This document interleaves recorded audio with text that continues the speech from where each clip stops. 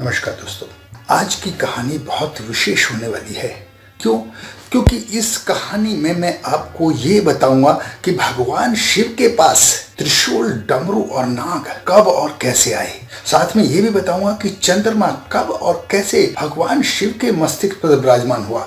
भगवान शिव का ध्यान करने मात्र से ही जो एक छवि उभरती है वो एक वैरागी पुरुष की है।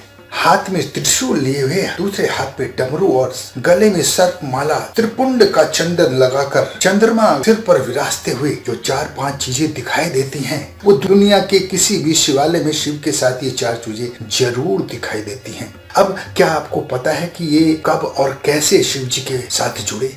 शिव जी का त्रिशूल, भगवान शिव सर्वश्रेष्ठ सभी प्रकार के अस्त्र शस्त्रों के ग्राता हैं, लेकिन पौराणिक कथाओं के अनुसार उनके पास 2 अस्त्रों का जिक्र होता है और वो है त्रिशूल और दूसरा धनुष।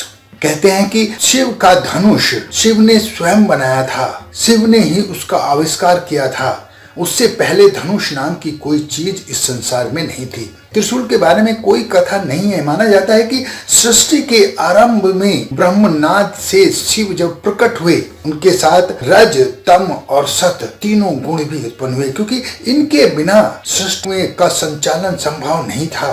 ये 3 शूल कहलाए, 3 शूल यानी त्रिशूल कहलाए। इनके बीच असमंजस बनाए बगैर सृष्टि का संचालन कठिन था, इसलिए शिव ने त्रिशूल रूप में इन तीनों गुणों को अपने हाथ में धारण किया। शिव जी के हाथ में डमरू कैसे आया? ऐसा माना जाता है कि शिव डमरू की कहानी बड़ी रोचक है। सृष्टि के आरंभ में जब सरस्वती जी प्रकट हुई तो उन्होंने वीणा के स्वर से ध्वनि को जन्म दिया। अब ध्वनि के साथ सुर संगीत विहीन था। उनके समय में भगवान शिव ने नृत्य करते हुए 24 बार डमरू बजाया था। इस व्याकरण के संगीत धंध से एक ताल उत्पन्न हुआ और यही ब्रह्मा स्वरूप है। ये दूर से विस्तृत नजर आता है, जैसे जैसे ब्रह्मा के करीब पहुंचते हैं ये संकुचित होकर दूसरे सिरे से मिल जाता है और फिर विशालता की ओर बढ़ता है। सृष्टि में संचालन के लिए भगवान शिव अपने साथ त्रिशूल लेकर पैदा हुए थे, ऐसा माना जाता है। गले में विषधर नाग कहां से आया? भगवान शिव के साथ हमेशा एक नाग रहता है जिसे वो गले में धारण करते हैं। पुराणों में बताया गया है कि ये नागों के राजा वासुकी हैं। नाग लोक पर इनका शासन था और भगवान शंकर के बहुत बड़े भक्त माने जाते हैं। सागर मंथन के समय नाग वासुकी से ही रस्सी का काम लिया गया था।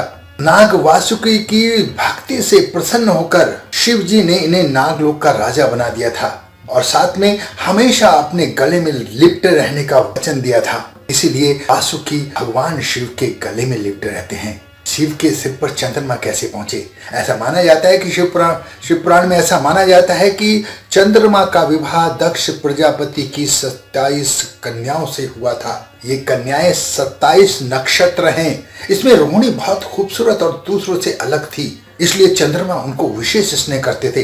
इस बात की शिकायत जब सारी कन्याओं ने अपने पिता प्रजापति दक्ष से की तो उन्होंने चंद्रमा को श्राप दे दिया। उन्हें बहुत गुस्सा आया और चंद्रमा को श्राप दे दिया कि जाओ, तुम्हें क्षय रोग हो जाएगा। चंद्रमा धीरे धीरे कम होने लगे। चंद्रमा के प्राण बचाने के लिए, उनका संकट टालने के लिए शिव ने चंद्रमा को अपने माथे पर धारण किया था और ऐसा माना जाता है कि दक्ष के श्राप से ही चंद्रमा घटता और बढ़ता है।